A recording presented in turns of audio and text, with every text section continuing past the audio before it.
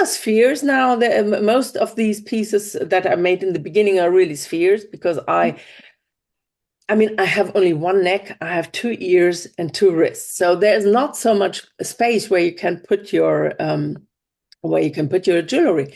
And that's why I love making spheres. You can buy glass vase and then you put them all in there and they're sparkling and shiny and look beautiful, which is standing right over there and they can look at it. It's really very decorative.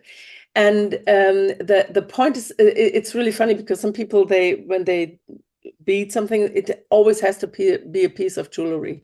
And I always tell my students, we have something here in the Rhineland, which is actually a word in the typical German Rhineland dialect. These pieces, we call them steerumshen. Nice word, which actually means translated, it's a stand-around-ling. So this is something decorative. It has no purpose. It's beautiful and you love looking at it.